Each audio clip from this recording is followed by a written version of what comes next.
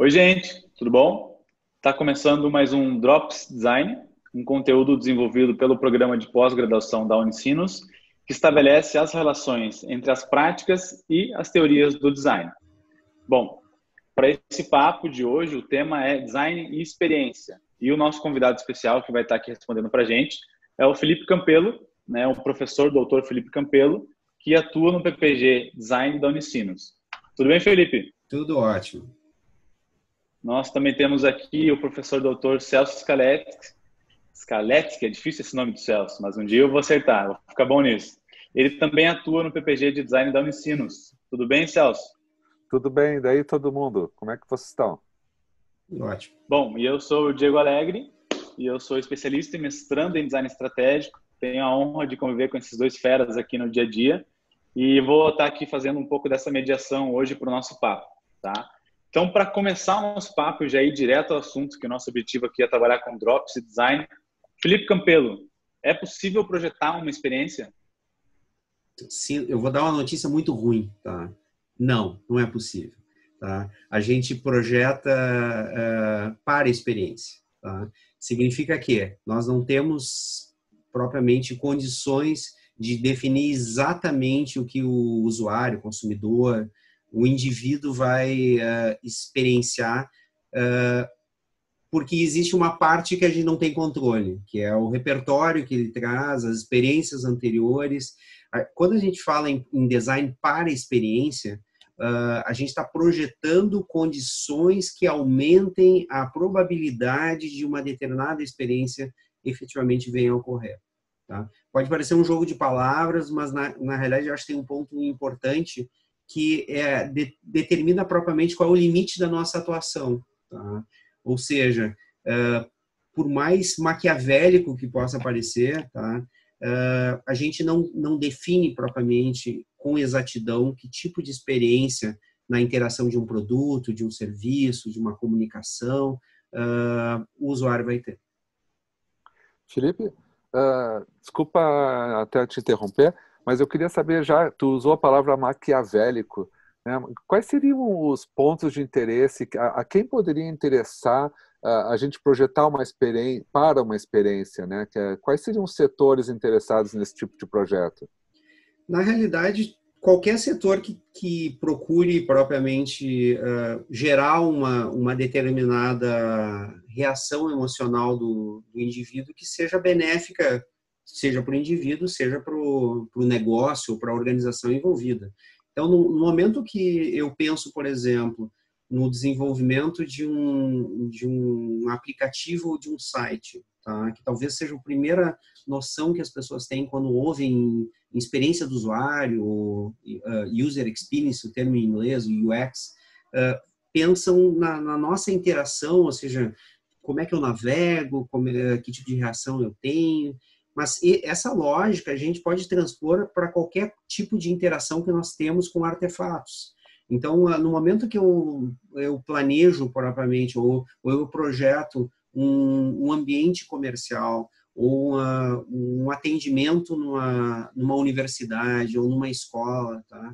E eu penso nas interações, eu penso em que tipo de experiência eu estou propriamente construindo junto a esse usuário.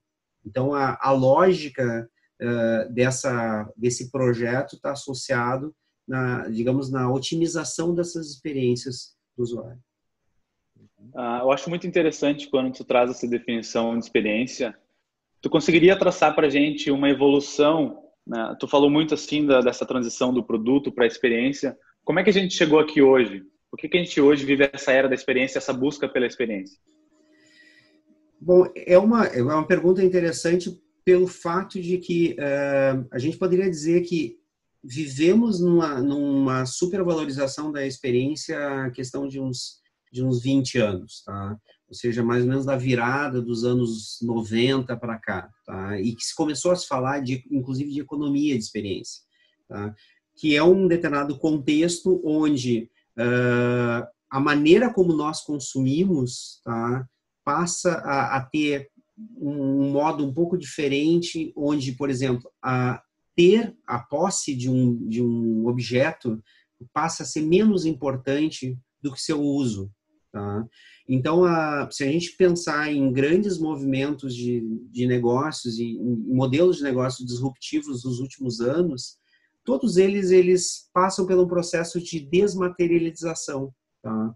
Então, é no momento que surge o Uber com plataformas em relação a transporte, Airbnb, plataformas de streaming, toda a indústria da música e do cinema, digamos assim, se desmaterializou, tá? Difícil dizer isso. Mas é um pouco essa lógica e que o que importa não é propriamente eu ter o CD, ou eu ter propriamente o automóvel, ou ter a bicicleta, ou ter a furadeira, na realidade, é o furo que eu consigo fazer com a furadeira, é o uso, tá? E isso, de certa forma, foi se tornando cada vez mais presente, tá? Isso significa que a gente deixou de viver numa sociedade que o materialismo é muito forte? Não, ainda não, tá? Mas a valorização da experiência como algo, com objetivo, tá? É cada vez mais presente no discurso das gerações mais novas. E, Felipe, a gente vem discutindo aqui nesses nossos encontros muito sobre projeto, sobre estratégia, sobre design estratégico. Então, em que sentido o design para a experiência ele pode se tornar, ou ele faz parte desse enfoque, né, que a gente trabalha aqui no programa, no PPG Design da Unicinos, de design estratégico? Em que trabalhar com a experiência pode ser estratégico?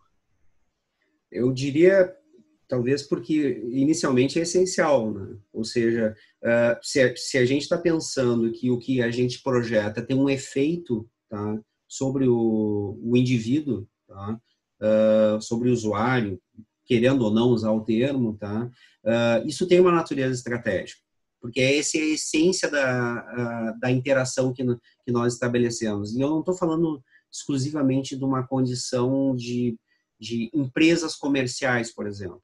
Tá? Ou seja, se eu trabalho com inovação social, tá, e eu tenho uma série de agentes, tá, que estão stakeholders relacionados a esse processo, eu tenho que me preocupar com o tipo de experiência eles estão tendo nessas relações. E o design estratégico, como um meio de geração de inovação, ele se debruça sobre a questão da experiência. É um dos elementos que deve ser discutido, que deve ser trabalhado e não pode ser esquecido.